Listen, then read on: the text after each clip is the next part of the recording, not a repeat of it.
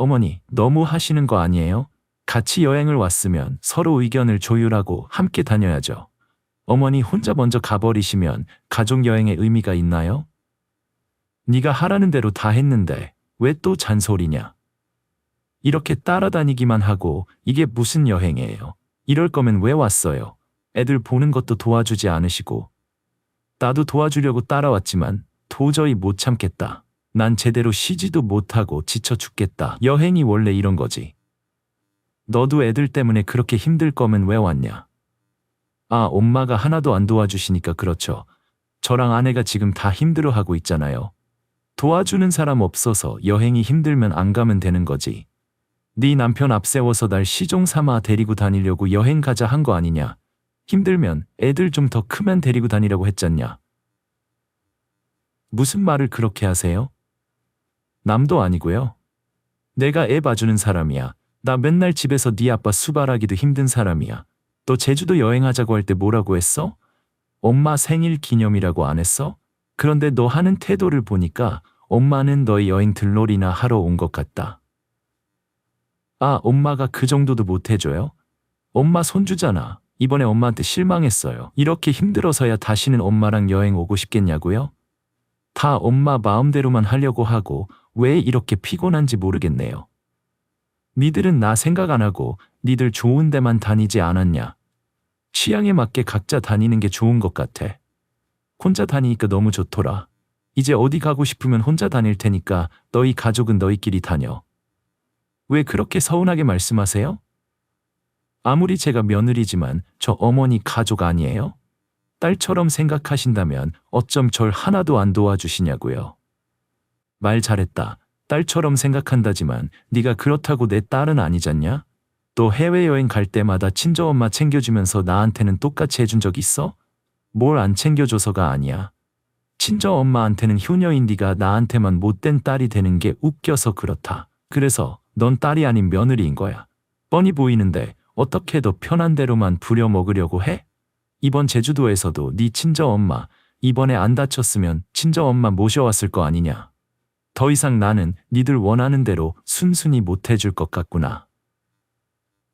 안녕하세요. 김순희라고 합니다. 제 나이도 어느덧 칠순을 맞이하게 되었고 인생의 수많은 굴곡을 지나오면서 여러 감정들이 교차하는 요즘입니다. 저에게는 소중한 쌍둥이 아들 둘이 있습니다. 그중 한 아이는 지방에 정착해 자신의 삶을 꾸려가고 있으며 다른 아이는 제 곁에서 늘 가까이 지내고 있습니다. 쌍둥이 아들들을 키우면서 제 인생의 많은 부분을 포기하며 살아왔습니다. 특히 10년 전 남편이 갑작스럽게 쓰러지면서 제 인생은 또 한 번의 큰 전환점을 맞이하게 되었고 그 이후로는 말년의 삶마저 포기하며 살아야 했습니다. 그래도 두 아들은 결혼 전까지 정말로 효자 노릇을 하며 저를 기쁘게 해주었습니다. 일란성 쌍둥이라 외모는 서로 닮았지만 성격은 완전히 달랐어요. 한 녀석은 활달하고 운동을 좋아하는 남자다움이 넘치는 아이였고 다른 녀석은 내성적이고 조용해서 여자아이들처럼 소꿉놀이를 즐기곤 했습니다. 두 아이 모두 제 뱃속에서 나온 소중한 존재라 다 똑같이 사랑했지만 연약한 손가락이 더 신경 쓰이듯이 저는 그 중에서도 더 내성적이고 소심했던 둘째 아이에게 조금 더 마음이 가곤 했습니다. 첫째 아들의 이름은 민수였고 둘째 아들의 이름은 동준이었습니다. 민수는 언제나 활기차고 긍정적인 기운을 뿜어내며 자랐지만 동준은 조금 더 내성적이고 차분한 성격을 지녔습니다. 동준은 겉으로는 차가워 보일 수 있었지만 그 안에는 누구보다 따뜻한 마음을 품고 있는 아이였지요. 민수는 어릴 적부터 아버지와 더 많은 시간을 함께 보냈고 그 과정에서 아버지의 영향을 깊이 받았습니다. 그와 달리 동준은 주로 제 곁에서 지내면서 저와 가까운 관계를 형성했습니다. 제 남편은 전통적인 가부장적 사고방식을 지닌 사람이었기에 남자는 남자다워야 한다는 생각을 강하게 가지고 있었습니다. 그는 아들들이 학업보다는 남자다움과 강인함을 갖추는 것을 더 중요하게 여겼고 이를 민수에게 많이 강조했습니다. 민수는 그런 남편에게 완벽한 아들로 비춰졌습니다. 민수는 아버지의 기대에 부응하며 강인한 성격을 형성해갔고 그 결과 남편의 사랑을 듬뿍 받으며 자랐습니다. 반면에 동주는 아버지의 기대와는 다소 어긋난 모습으로 자라면서 남편의 눈밖에 나기 일쑤였습니다. 쓸모없는 녀석 같으니 할 줄 아는 거라고는 아무것도 없으니 그래서야 장가나 제대로 가겠냐. 왜 맨날 동준한테만 그래요. 다 성격이 제각각인 법인데. 제각각이라도 그렇지 맨날 기집애처럼 당신 뒤에만 숨어있고 운동도 못하고 남자로서 할 줄 아는 게 아무것도 없고 이게 다 당신이 교육을 잘못 시킨 탓이야. 동준은 항상 쌍둥이 형인 민수와 비교당하며 자라면서 어린 시절부터 형에 대한 콤플렉스에 시달렸습니다. 이런 콤플렉스는 그를 자주 위축시키고 주눅들게 했으며 결국 성장하면서 마음속에 깊은 응어리가 남게 되어 아버지에 대한 원망으로 이어졌습니다. 민수는 활달하고 씩씩한 성격 덕분에 운동도 잘했고 체육교육학과에 진학하여 교사로서의 길을 걸었습니다. 그는 지방에서 교사 임용시험에 합격하여 포항에서 근무하게 되었습니다. 이에 반해 동주는 비교적 평범한 대학을 졸업하고 중소기업에 취업했습니다. 비록 그는 성실하게 직장 생활을 이어갔지만 늘 자신감이 부족해 보였고 무엇이든 주저하는 모습을 보였습니다. 어렸을 때 부모, 특히 아버지로부터 인정받지 못한 동주는 점차 마음속에 불만이 쌓였고 이는 성인이 되어 사회생활을 할 때에도 어려움으로 나타났습니다. 다행스럽게도 그런 동준의 곁을 든든히 지켜준 사람이 바로 직장에서 만난 며느리였습니다. 동준은 성격이 어둡고 낯을 많이 가리는 편이라 여자와의 만남도 잘 이루어지지 않았고 그 때문에 며느리는 동준이 처음으로 진지하게 만난 사람이었습니다. 며느리는 밝고 적극적인 성격으로 늘 동준을 이끌어 주었지만 동시에 매우 계산적이고 자신에게 손해가 되는 일은 절대 하지 않는 성격이기도 했습니다. 처음에는 저는 그런 며느리가 마음에 들지 않았습니다. 그녀의 지나치게 계산적인 태도와 모든 일을 손해보지 않으려는 모습이 못마땅했기 때문입니다. 하지만 남편은 저와는 달리 그런 며느리를 매우 예뻐했습니다. 남편은 며느리가 무기력한 동준을 변화시켜 주었다며 며느리 사랑은 시아버지 사랑이라고 말하며 큰 애정을 보였습니다. 그래도 윤진이가 잘 들어왔지. 저런 녀석은 윤진이처럼 똑하고 여우 같은 여자 만나야지 잘 살아. 공보다는 여시가 낫지. 동준 녀석이 그래도 여자 보는 눈은 있네. 저도 그렇게 생각해요. 그래도 제가 아버지 마음에 드는 행동 하나쯤은 해서 다행이에요. 제 아들 동준은 항상 형과 비교당하며 자라왔고 그 과정에서 늘 자신이 부족하다는 생각을 하며 살아왔습니다. 그런데 처음으로 아버지에게 인정받게 된 건 며느리감으로 윤진이를 데려왔을 때였습니다. 아버지에게 인정받은 후 동준은 윤진이에 대한 신뢰가 극도로 높아졌고 그녀의 말은 동준에게 하늘처럼 절대적인 것이 되었습니다. 동준은 윤진이를 최고의 배우자라고 생각했죠. 그녀와 결혼한 이후 동준은 그동안의 자신감 부족을 극복하고 모든 일에 있어 자신감이 넘치는 모습으로 변했습니다. 반면에 민수는 자신이 사랑하는 여자와의 결혼을 강행했습니다. 남편이 반대했음에도 불구하고 민수는 자신의 인생은 자신이 주도해야 한다며 결혼을 강행했어요. 그 여자는 민수가 자주 다니던 미용실의 직원이었는데 남편은 그녀의 집안이나 학벌이 민수에 비해 많이 부족하다고 여겨 그녀를 마음에 들어 하지 않았습니다. 저는 그녀가 얌전하고 성실해 보여 괜찮다고 생각했지만 남편의 눈에는 그녀가 늘 부족해 보였던 것 같습니다.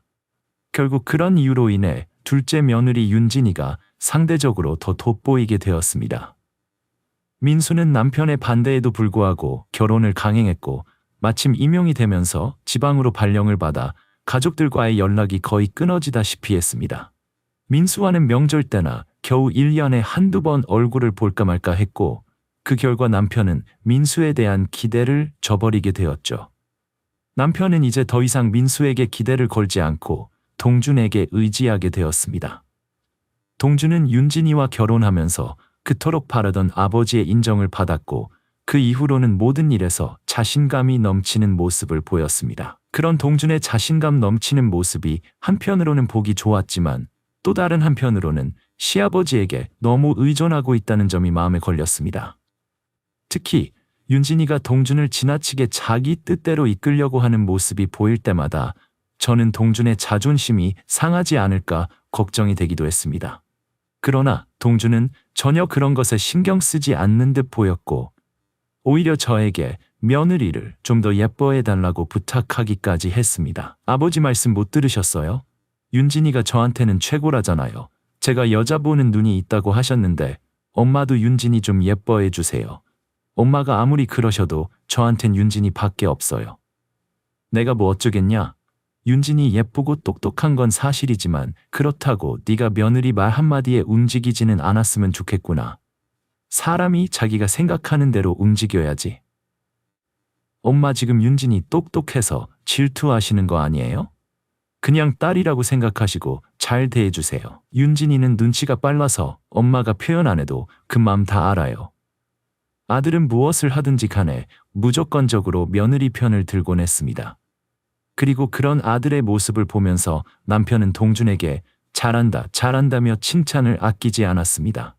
시아버지와 남편의 지지와 칭찬에 윤진이는 점점 더 자신감을 얻었고 어느 순간부터는 콧대가 하늘을 찌를 듯 높아졌습니다. 그 결과 시어머니인 저를 포함해 형님마저도 윤진이의 눈에는 위아래가 없어 보였습니다. 그녀는 점점 더 자신의 주장을 내세우며 가정을 주도하려고 했고 이에 저는 불안한 마음을 감추기 힘들었습니다. 그러던 어느 날 그토록 윤진이를 예뻐했던 남편이 갑작스럽게 욕실에서 쓰러진 채로 발견되었습니다. 그 순간 저는 온몸이 얼어붙는 것만 같았습니다. 급히 병원으로 남편을 옮겼는데 처음에는 고혈압이 문제가 될 줄 알았지만 의사는 목에 심각한 문제가 있다고 말했습니다. 결국 남편은 급히 수술을 받게 되었고 아무리 미운 남편이라도 오랜 시간 함께한 정으로 인해 저는 온몸이 부들부들 떨리기 시작했습니다. 제발 남편이 잘 회복되길 바라는 마음뿐이었는데 다행히도 수술은 무사히 끝났다고 했습니다. 그러나 수술 후 남편의 다리에 이상이 생겨버렸고 그로 인해 자유롭게 움직이는 것이 불가능해졌습니다. 남편은 집안에서 지팡이를 짚고 겨우 거동할 수 있을 정도로만 회복되었습니다. 저는 남편의 건강이 크게 걱정되어 집에서 세심하게 돌보았습니다. 그런데 처음에는 남편이 쓰러졌다는 소식을 듣고 몇 번 찾아오던 윤진이가 시간이 지나면서 바쁘다는 핑계를 대며 점점 모습을 보이지 않기 시작했습니다. 그 전에 윤진이가 한번 찾아왔을 때 제가 급히 동네 반상회에 참석해야 해서 잠시 남편을 돌봐달라고 부탁한 적이 있었습니다. 그때 윤진이는 아무 말 없이 맡아주긴 했지만 어딘지 모르게 불편해 보였고 이후로는 혹시라도 남편을 자신에게 또 맡길까 봐서인지 집에 오질 않았습니다. 덩달아 동준도 점점 모습을 보이지 않게 되었습니다. 처음에는 가끔씩이라도 찾아오겠지 싶었지만 시간이 지나도 두 사람은 바쁘다는 이유로 집에 발길을 끊었고 결국 남편을 돌보는 일은 온전히 저 혼자 감당하게 되었습니다.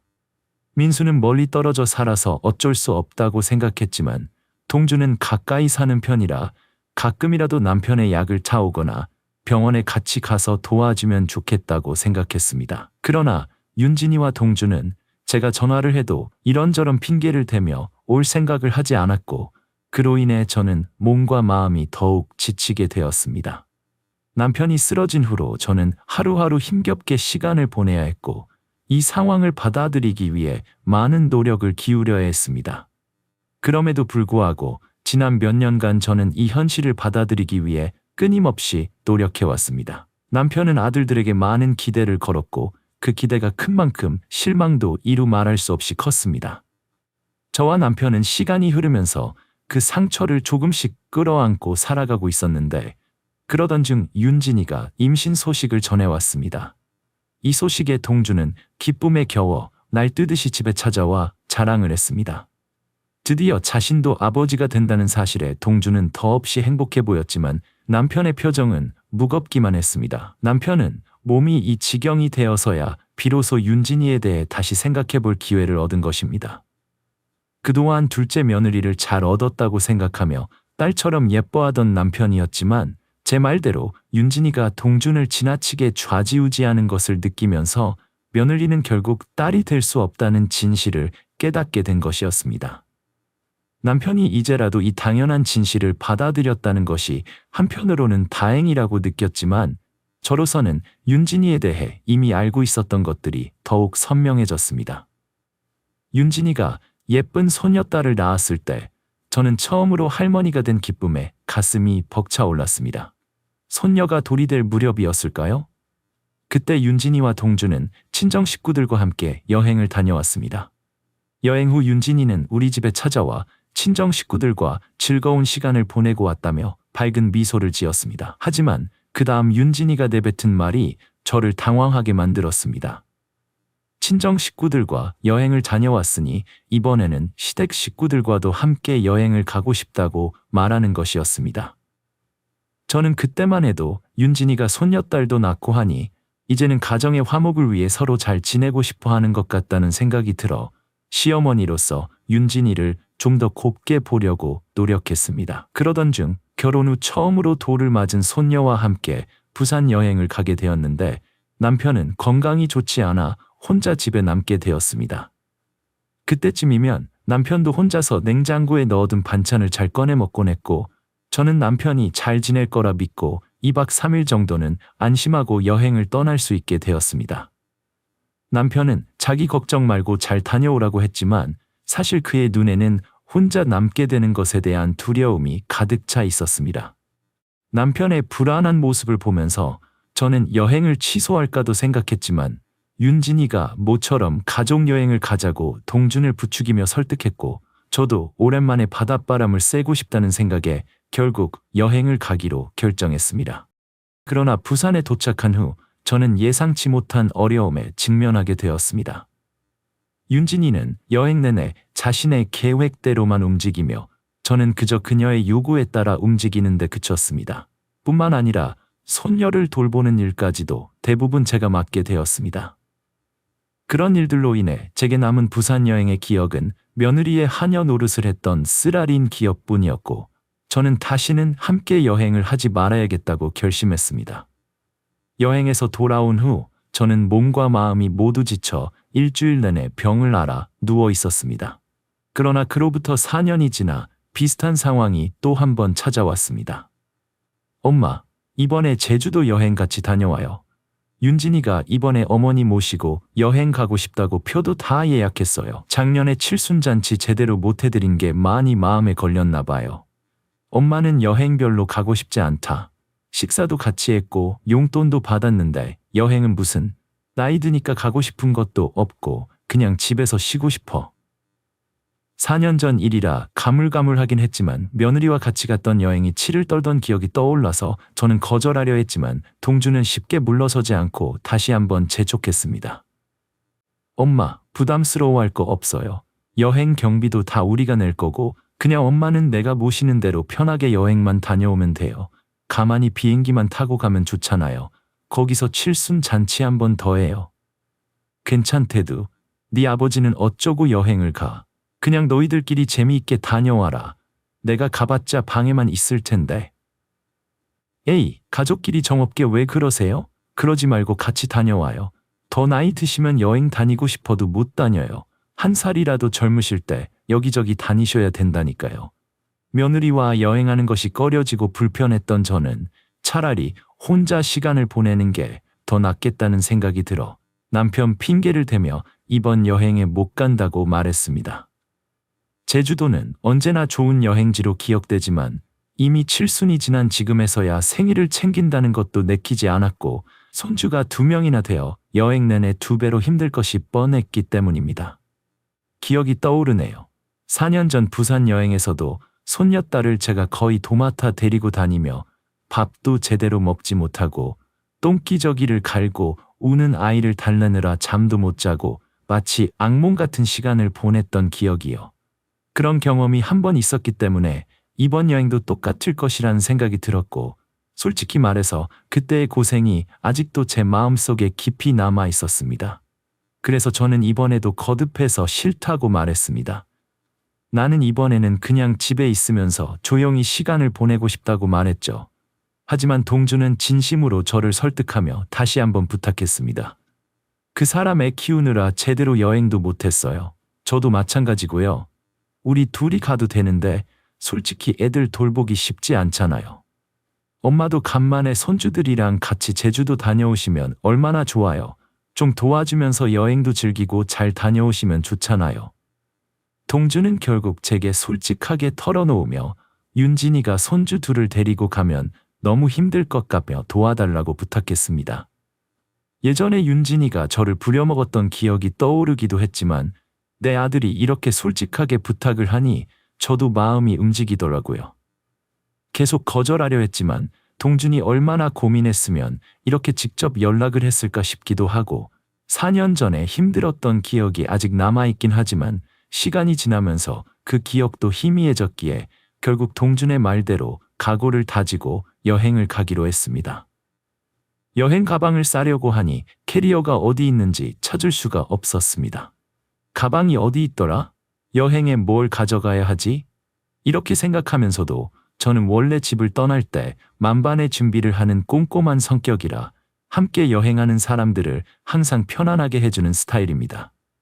이번에도 이 꼼꼼한 성격 덕분에 아들 내외는 편안하게 여행을 즐길 수 있을 것입니다. 제가 이것저것 챙기는 모습을 보고 남편은 저더러 어디 나가려 하냐며 궁금해했지만 늘상 남편의 상태는 같았던지라 이제는 걱정 없이 동준과 동준택이랑 같이 제주도 여행을 간다고 말했죠.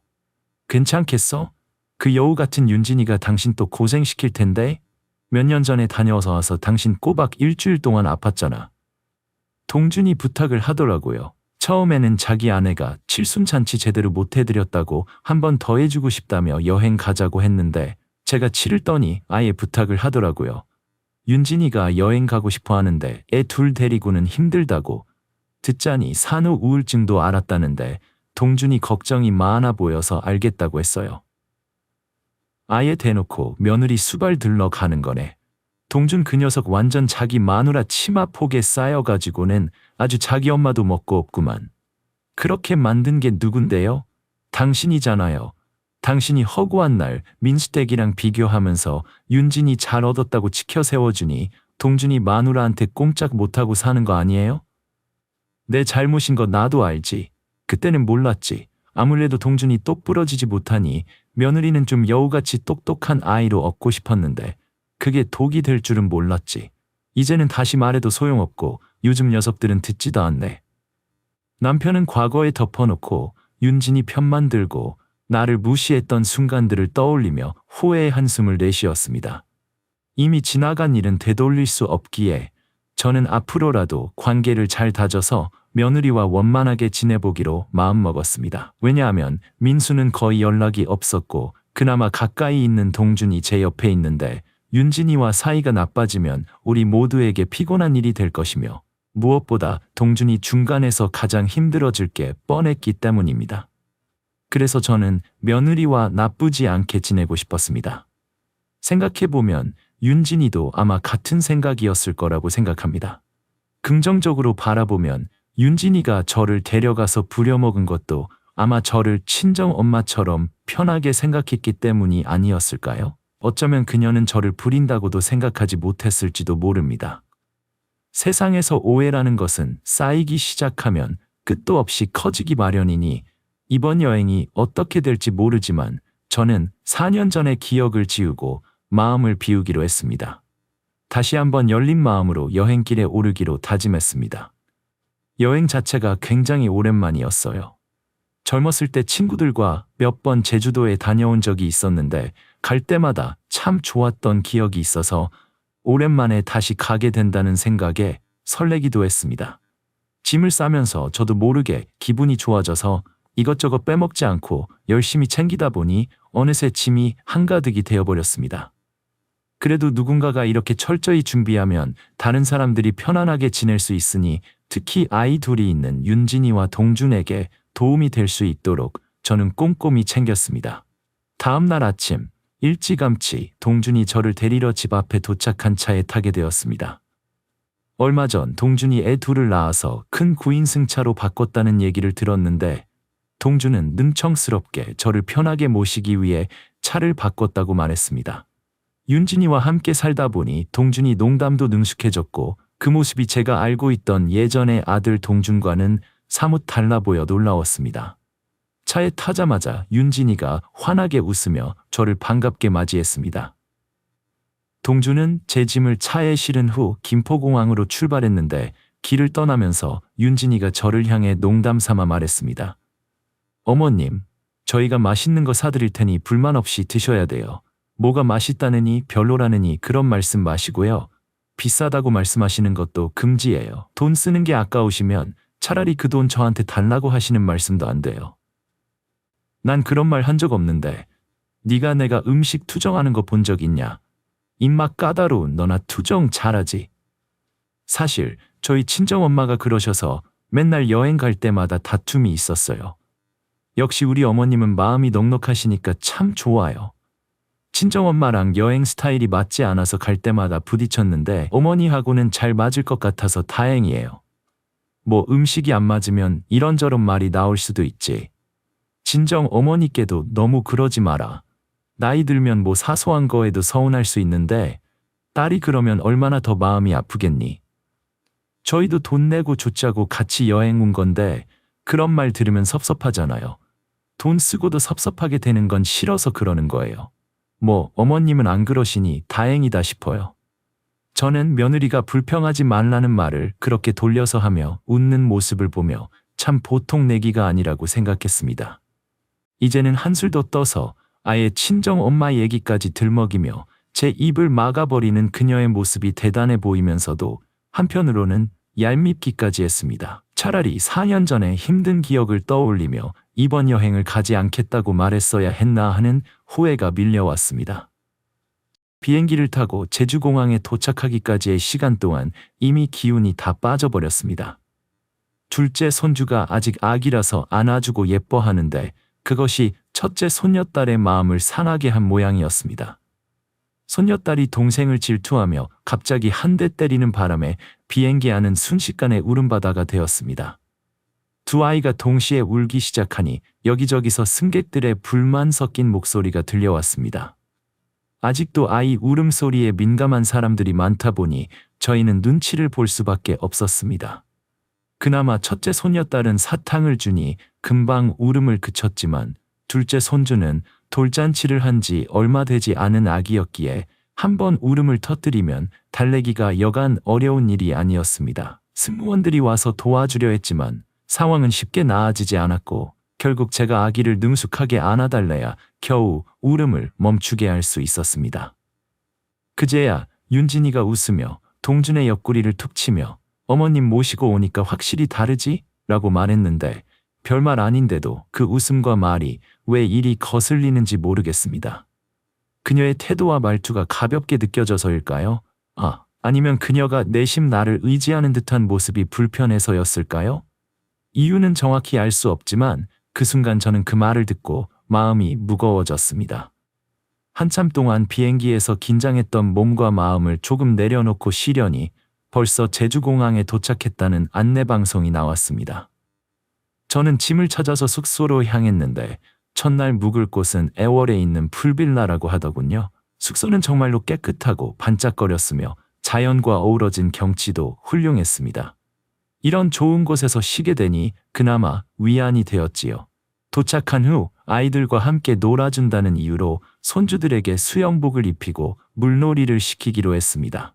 아이 둘을 튜브에 넣어둔 채 물속에 놀게 했는데 갑자기 윤진이가 어지럽다며 방에 가서 잠시 쉬고 오겠다고 했습니다. 동주는 윤진이를 따라 방으로 갔고 1시간 넘게 모습을 보이지 않았습니다. 그 1시간 동안 아이들과 물놀이를 해야 했던 건 결국 제 몫이 되어버렸습니다. 동준이 미리 상황을 설명해줘서 당황스럽지는 않았지만 손주들과 물에서 노는 일은 결코 쉬운 일이 아니었습니다. 특히 둘째 아이는 아직 어리기 때문에 튜브를 꽉 붙들고 있어야 했습니다. 그런데 갑자기 첫째 손녀딸이 미끄럼틀을 타고 내려오다가 그만 물에 빠져버렸습니다. 아이가 구명조끼도 착용하지 않은 상태에서 물에 가라앉자 저는 깜짝 놀라 둘째 손주를 제쳐두고 큰 아이를 건져 올렸습니다. 다행히 아이를 구했지만 이미 물을 많이 먹어서 기침을 하며 울기 시작했고 상황은 엉망이 되어버렸습니다. 그 울음소리를 듣고 자식 내외가 허겁지겁 나와 아이를 안아주고 다친 곳이 없는지 살폈습니다. 그런데 윤진이가 그 모습을 보고 저를 향해 꽤 큰 소리로 말하더군요. 어머님, 잠깐 어지러워서 방에서 쉬고 있었는데 그 사이에 애를 물에 빠뜨리시면 어떡해요? 내 몸이 하나라서 작은 손주 보고 있는 동안 큰 손주가 미끄럼틀 타고 내려와 빠진 걸 나더러 어쩌란 말이냐. 구명조끼 채워놨는데 미끄럼틀에서 더 빨리 내려오겠다고 타고 내려온 것 같은데 그렇게 불안하면 네가 나와서 보지 그랬냐. 이번에는 4년 전과 달리 저는 하고 싶은 말을 다 했고 며느리는 당황하는 듯 했습니다.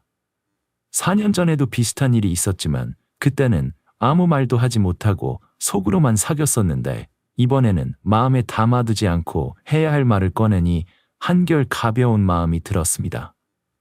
물론 그렇다고 해서 아들이 제 편을 들어줄 것을 기대한 것은 아니었지만 이번에는 도리어 제가 며느리에게 이렇게 말했습니다.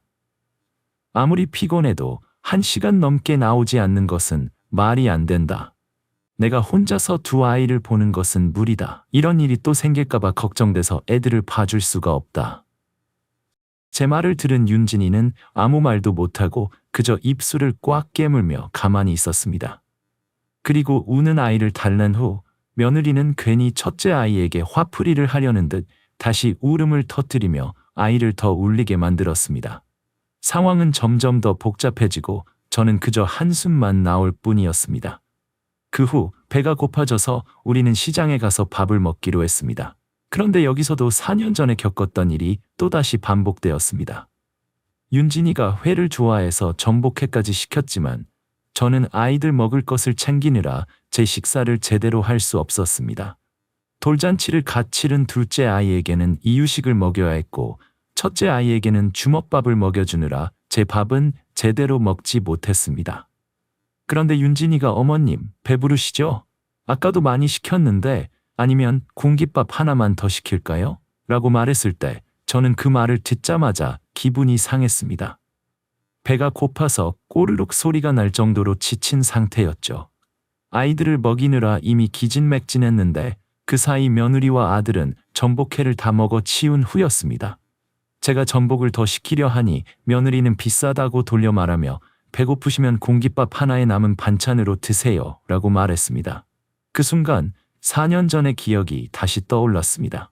그때도 첫째 손녀딸을 돌보느라 비싸고 맛있는 음식은 다 그들 몫이 되었고 저는 억지로 공깃밥 하나에 남은 반찬으로 끼니를 때웠습니다. 그리고 이번에도 똑같은 일이 벌어진 것입니다.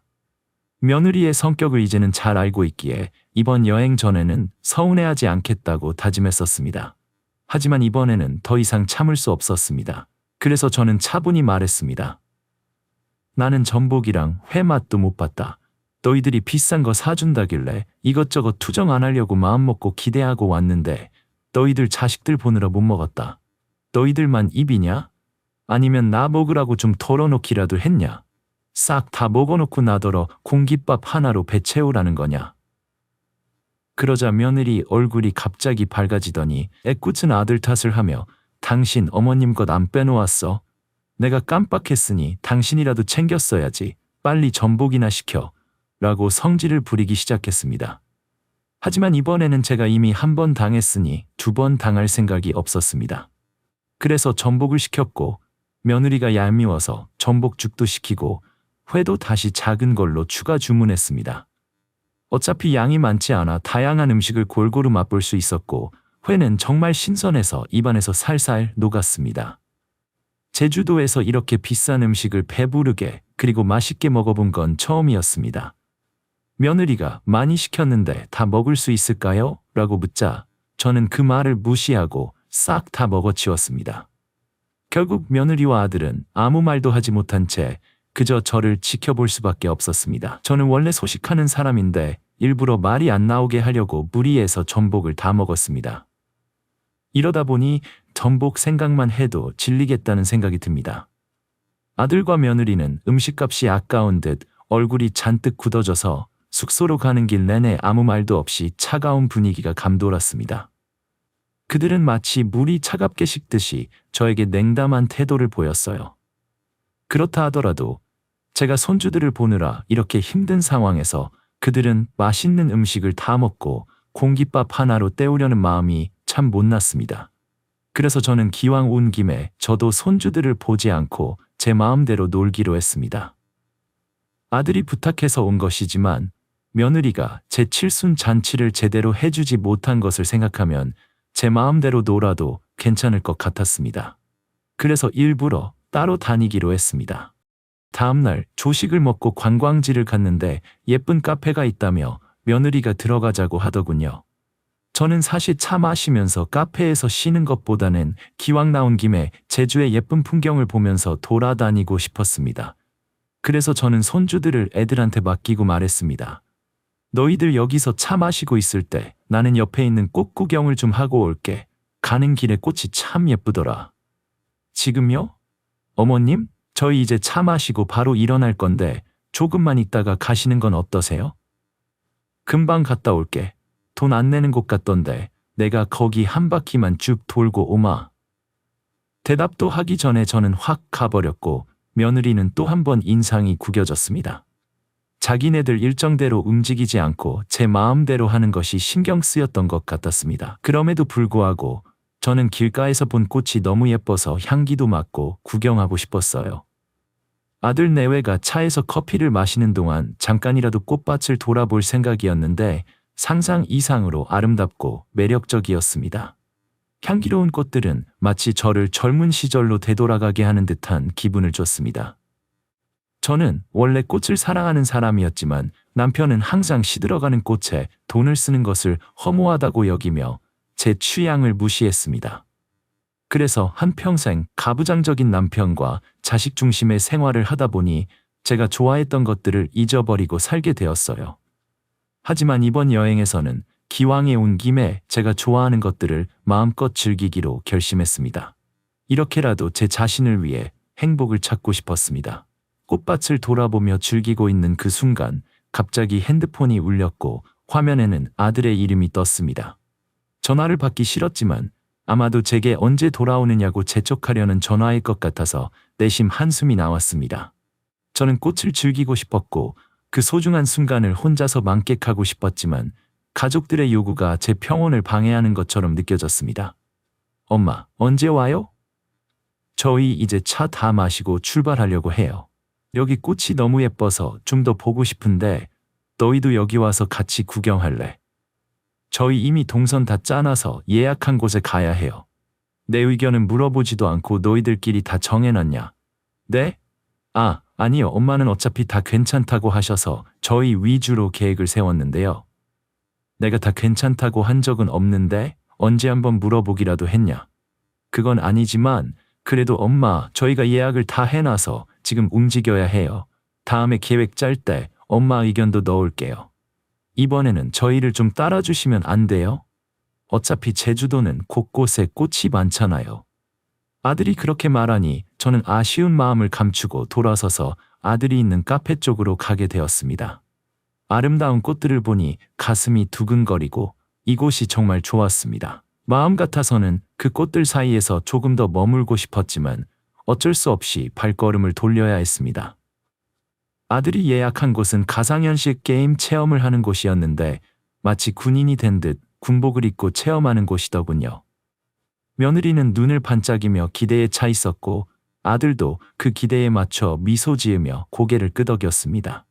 어차피 저는 그런 게임에 참여할 수 없었기 때문에 안 돼. 아들은 저에게 손주들을 부탁하며 둘만 게임을 하러 들어갔습니다. 저는 그저 한숨을 쉬며 손주들과 함께 시간을 보내기로 마음먹었습니다. 게임장이 있는 곳은 시내라서 제가 좋아하는 꽃이나 나무를 찾기 어려웠고 도심 속의 복잡함이 오히려 마음을 더 답답하게 만들었습니다. 손주들은 활발하게 뛰어다니며 놀았지만 저는 2시간 동안 그들을 보면서 생각에 잠기게 되었습니다. 시간이 흘러 게임을 마치고 나온 아들 내외는 땀을 닦으며 매우 즐거워 보였습니다. 그들의 얼굴에는 여전히 게임의 흥분이 남아 있었고 두 사람 모두 신나게 이야기를 나누며 웃고 있었습니다. 그 다음 관광지도 자기들 위주로 예약해둔 곳이었는데 이번에는 제트보트를 타는 곳이었습니다. 구명조끼를 입고 빠른 속도로 물살을 가르는 보트를 타는 것인데 줄도 길어서 한참을 기다려야 했습니다. 아들 내외는 차례가 되어 보트를 타고 온 후 신이 난 얼굴로 웃으며 돌아왔습니다. 그들은 나중에 저에게도 한번 타보라고 권했지만 저는 멀미가 심해서 이렇게 빠른 보트를 타면 어지러워서 못하겠다고 했습니다. 그냥 손주들을 보고 있을 테니 너희는 한 번 더 타고 오라고 말했죠. 아들 레웨는 그 말을 듣고 다시 한번 신나게 제트보트를 타고 왔습니다. 두 사람은 서로 재미있었다며 제잘거리며 즐거운 시간을 보냈지만 저는 그저 손주들과 함께 기다리며 시간을 보냈습니다. 시간이 훌쩍 지나 해가 저물고 있었지만 제가 좋아하는 것들은 전혀 보지 못했고 하루 종일 관광지에서 보낸 시간은 4년 전처럼 이번에도 손주들을 돌보느라 바빴던 기억뿐이었습니다. 이제 저녁을 먹으러 가자는 말에 아들 레웨는 맛집을 검색해서 이동했습니다. 우리가 도착한 곳은 바다가 바로 앞에 보이는 음식점이었는데 그곳은 이미 많은 사람들로 붐비고 있었습니다. 맛집답게 긴 줄이 늘어서 있었고 우리는 번호표를 뽑고 계속 기다려야 했습니다. 기다리면서 저는 바다를 바라보며 마음속으로 오늘 하루를 돌아보았습니다. 모든 계획이 아들 레웨 위주로 진행되었고 저는 그저 손주들을 돌보는 역할로만 남아 있었습니다. 번호표 순서가 다가오면서 아들이 제게 다가와 말을 걸었습니다. 엄마, 잠깐만 저희 한번 해변 좀 돌다 올게요. 너무 예뻐서 잠깐 다녀오려고요. 너무 예쁜 곳이라면서 왜 엄마를 같이 데려갈 생각은 못하는 건지 아니면 일부러 안 하는 건지 줄을 서야 하니 어쩔 수 없다고 생각하며 저는 알겠다고 하고 다녀오라고 말했습니다. 신이 난 아들 레웨는 해변 쪽으로 향했고 저는 덥고 답답한 곳에서 번호표 순서를 기다리며 손주들과 함께 남아 있었습니다. 시간이 지나자 손주들이 배고프다고 울기 시작해서 저는 계속 달래주느라 정신이 하나도 없었습니다. 원래 밥을 제대로 먹지 못할까봐 식사 전에 간식을 주지 않는데 둘째 손주가 계속 보채서 어쩔 수 없이 사탕과 젤리를 물려주었습니다. 하지만 둘째 손주는 그날따라 투정이 심해서 우유도 잘 먹지 않으려 했고 엄마에게 가겠다고 고집을 부리기 시작했습니다. 저는 엄마가 금방 올 거라고 달래보았지만 돌이 갓 지난 손주는 그 말을 듣지 않고 엄마한테 가겠다며 더욱 크게 울었습니다. 그 모습을 본 첫째 손녀도 덩달아 엄마를 찾으며 울음을 터뜨렸습니다. 저는 두 아이를 동시에 달래느라 정말 정신이 없었습니다. 아들 레웨라도 옆에 있었으면 상황이 나았을 텐데 혼자서 애들을 달래며 사람들의 시선을 받으니 점점 더 힘들어졌습니다. 그때 옆에 있던 저와 비슷한 또래의 여행객 한 분이 제 첫째 손녀를 잠시 봐주겠다고 나서 주었습니다. 아이고 힘드시죠? 손주들 보면서 자식들 따라 여행 다니는 게 쉽지 않죠. 네, 매번 올 때마다 힘에 부쳐요. 그렇다고 저 생각해서 모시고 가겠다니 안 갈 수도 없고요. 그래서 전 이제 자식들하고는 여행을 안 다녀요. 가봤자 애 봐주는 부모나 짐꾼쯤으로 알고 있으니 맨날 줄 서기만 시키고 자식들은 자기들끼리 놀고 일정도 다 자기들 위주로 짜고 말이죠. 제가 지금 딱 그러고 있네요. 이번에는 아들이 아내가 힘들다고 저에게 좀 도와달라고 했는데 거절할 수도 없고요. 그런 건 그냥 솔직하게 못하겠다고 하세요. 나이 든 것도 서러운데 왜 우리가 자식 눈치까지 봐야 합니까? 부모라는 죄로 자식들에게 끌려다녀야 하나요? 다음번엔 친구들하고 같이 가세요. 자식들과 거리를 두는 것도 관계를 오래 유지하는 방법입니다. 옆 사람은 제게 솔직하게 충고를 해주었고 그 사람은 친구들과 함께 온 것인지 순번이 되어 음식점 안으로 들어갔습니다. 여전히 아들 레웨는 돌아올 기미가 보이지 않았고 저는 점점 더 지쳐갔습니다. 그때 제 번호가 불렸고 저는 겨우 시원한 바람을 쐴 수 있었습니다. 땀으로 얼굴과 몸이 젖어 촉촉해졌는데 마침 아들 레웨가 딱 맞춰 돌아왔습니다. 하지만 제게 고생했다는 말 한마디 없이 익숙한 듯 자리에 앉더군요. 딱 맞춰 왔네?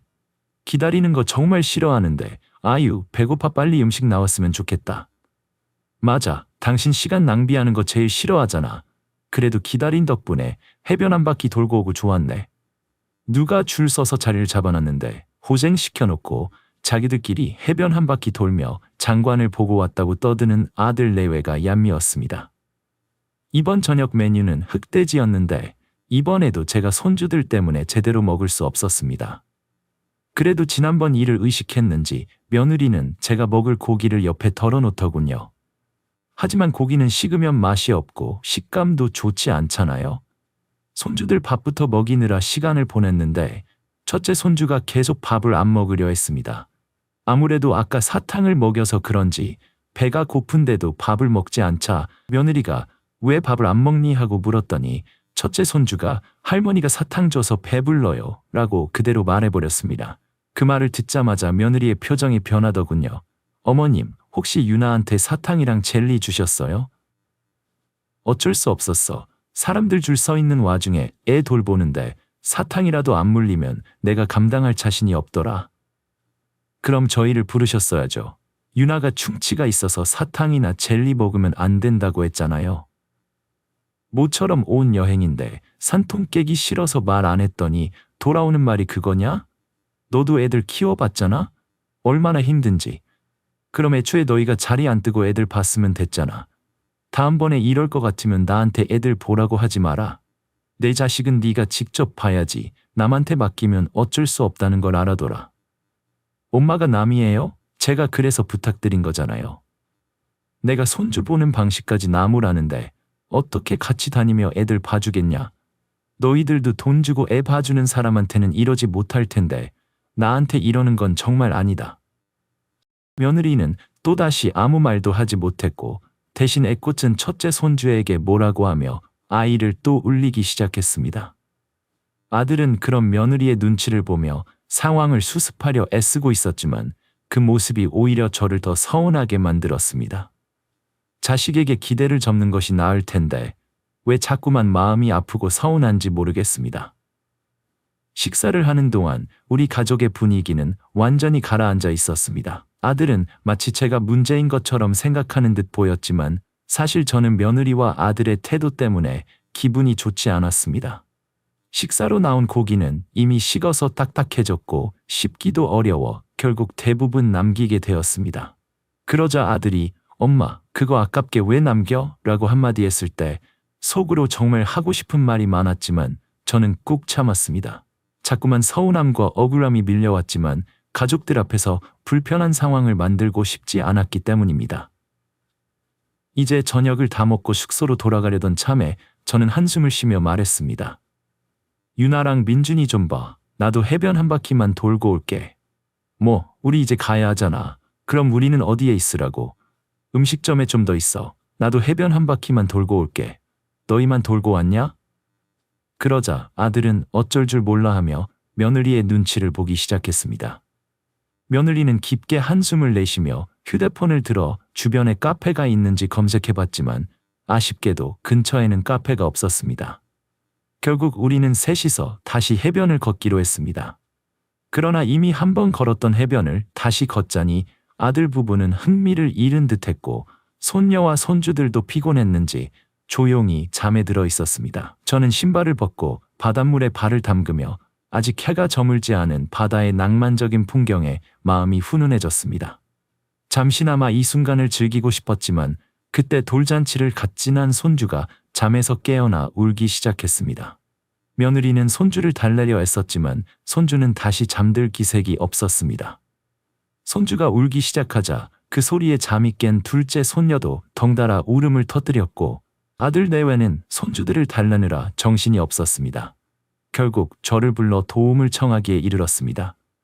그 순간 저는 다시 돌아가고 싶지 않았습니다. 겨우 10분이 지났을 뿐인데 얼마나 시간이 지났다고 저를 부르나 하는 생각이 들었습니다. 제가 손주들을 돌보며 30분 넘게 줄 서 있는 동안 아들 내외는 해변에서 낭만을 즐겼으면서도 이제 10분 조금 넘게 있었을 뿐인데도 손주들이 울자 저를 부르니 참 뻔뻔하다는 생각이 들었습니다. 하지만 결국 자식들의 성화에 못 이겨 돌아가게 되었고 며느리가 조심스럽게 말을 꺼냈습니다. 죄송해요, 어머님.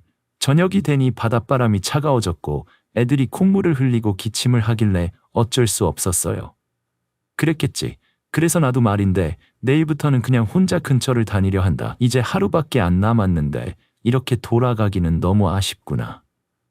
혼자 다니시면 좀 힘드실 텐데 괜찮으시겠어요? 하루 남았으니 그냥 택시를 타고 다닐까 한다. 택시요?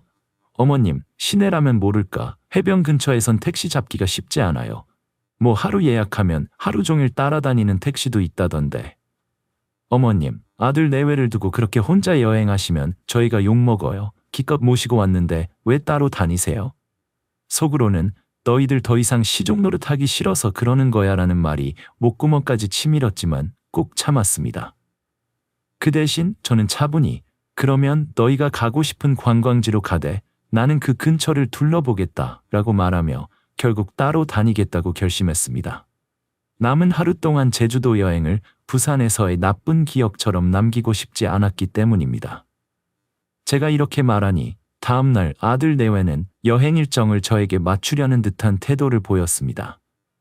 하지만 저는 그들이 진정으로 저를 위해 그러는 것이 아니라 자신들이 손주를 돌봐야 할까봐 그러는 것임을 눈치챘습니다. 아들 내외는 자신들이 가고 싶은 곳에 가서 제가 옆에 없으면 결국 애들을 돌보느라 시간을 다 보내게 될까봐 차라리 저에게 맞추면 재미없더라도 애들을 돌보지 않아도 될 것이라고 계산한 것입니다.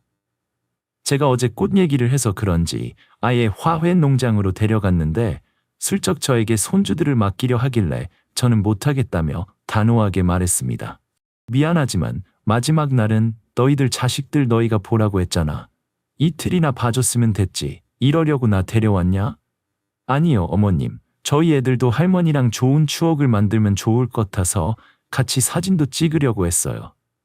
사진 같이 찍는다고 내가 꼭 둘 다 데리고 다녀야 하냐? 그러지 말고 나 불편하게 하지 말고 좋게 말할 때 마지막은 너희들이 봐라. 제가 단호하게 말하니 아들과 며느리의 분위기가 싸해졌고 저는 아예 조수석에 있던 며느리와 자리를 바꾸자고 해서 제가 조수석에 앉고 며느리는 애들 카시트 옆에 앉혔습니다. 그렇게 저는 처음으로 쓴소리 한마디 하지 않고 나쁜 시어머니가 되는 대신에 제 시간을 가질 수 있었습니다.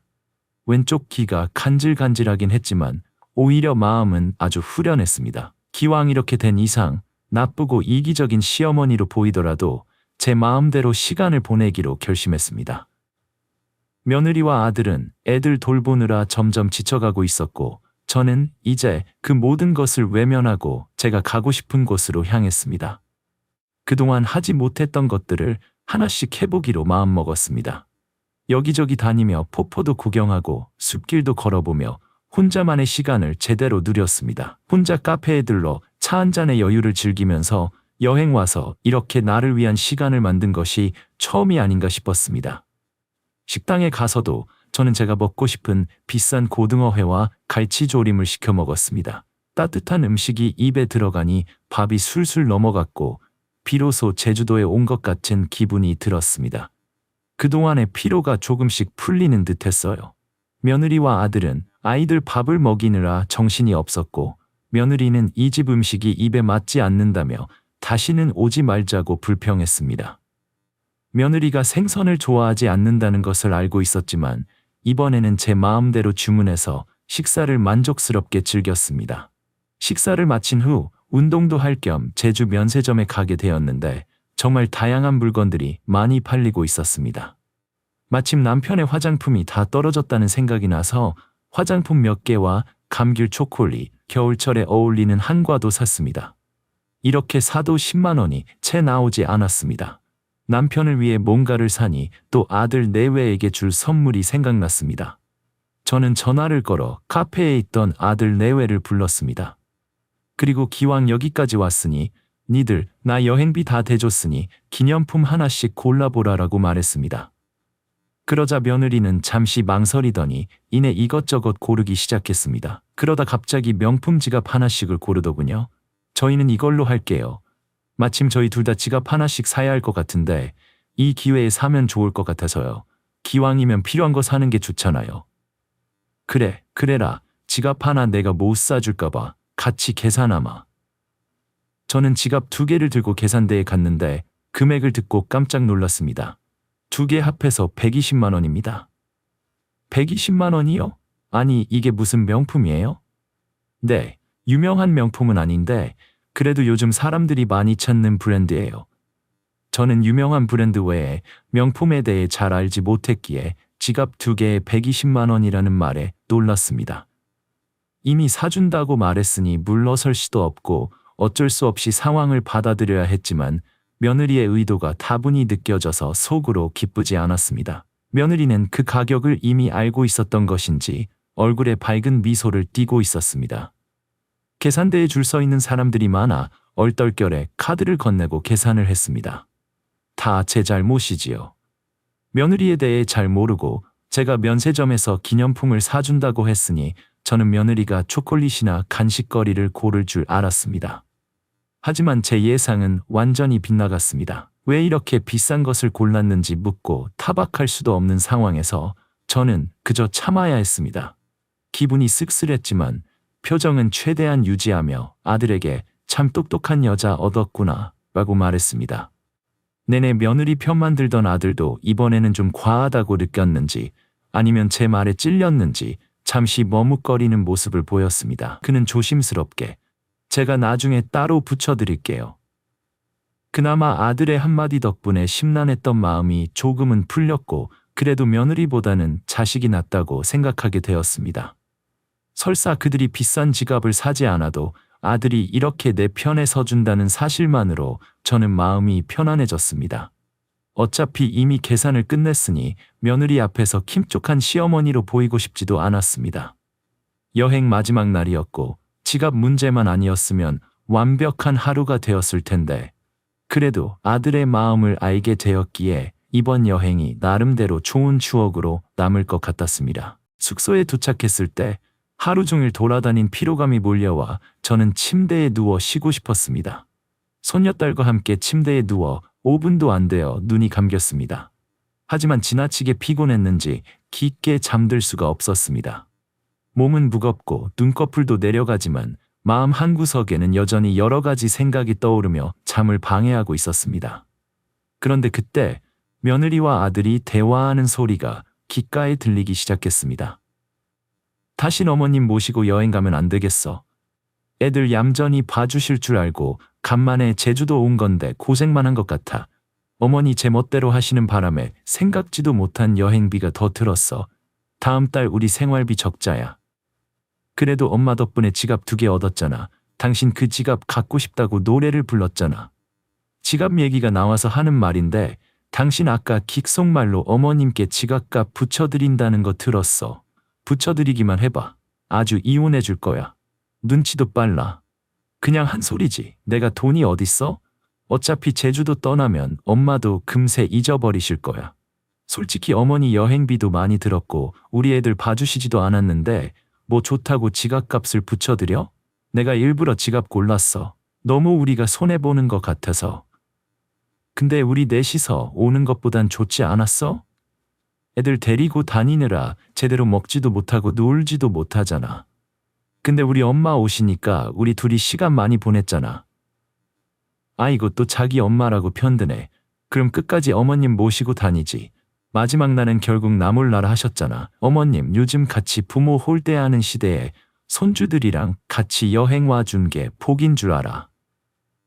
아들은 며느리를 설득하려 했지만 며느리는 이미 마음속에 저에 대한 불만을 품고 있었는지 지갑을 고르는 과정에서 그것을 표출했던 것이었습니다. 그들의 모든 대화는 고스란히 제 귀로 들어왔고 저는 점점 마음이 무거워졌습니다.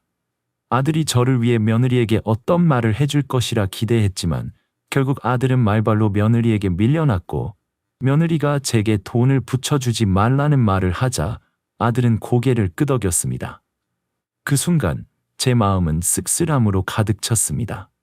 아무리 며느리가 불만을 가지고 있다고 해도 저는 아들이 나서서 저를 위해 한마디 해줄 것이라고 믿었습니다. 하지만 아들은 그러지 않았고 오히려 자신을 가장 만만하게 보는 며느리의 말에 따라가는 모습을 보며 저는 속이 상했습니다. 저는 그 자리에서 벌떡 일어났고 아들과 며느리는 순간 놀라서 입을 다물었죠. 저는 그들에게 대놓고 말했습니다. 나도 좋은 마음에 너희들 지갑 사준 거지 아들한테 돌려받을 생각 없다.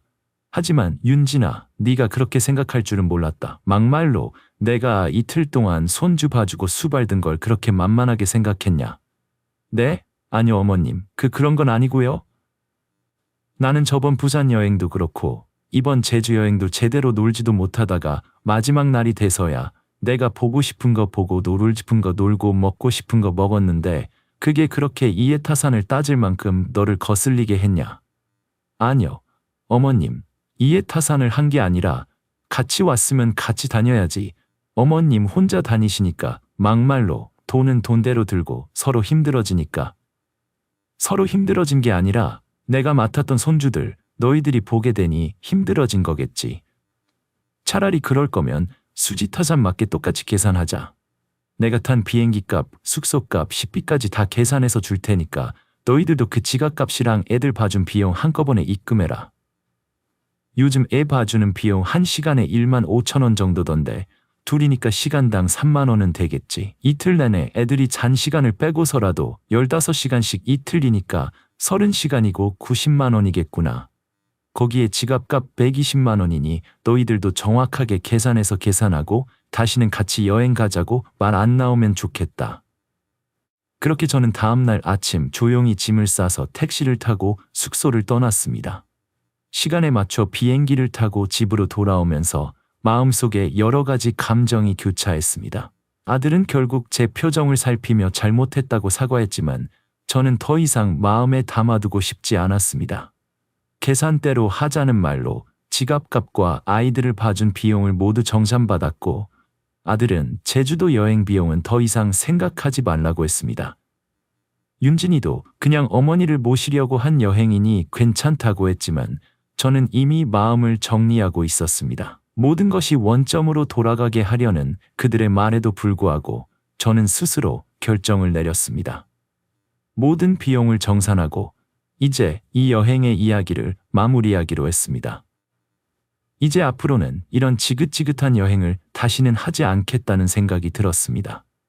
나중에 혼자서 떠나거나 마음이 맞는 사람들과 함께 좋은 시간을 보내고 싶지 아들 내외와는 더 이상 엮이고 싶지 않다고 다짐했습니다. 때로는 거리를 두고 서로의 공간을 존중하는 것이 더 나은 관계를 유지하는 방법일지도 모릅니다. 이번 여행을 통해 얻은 깨달음이 그것이라면 그것만으로도 의미 있는 시간이었을 것입니다. 마지막으로 제 이야기를 들어주셔서 감사합니다. 이 경험이 누군가에게 작은 위안이나 교훈이 되기를 바랍니다.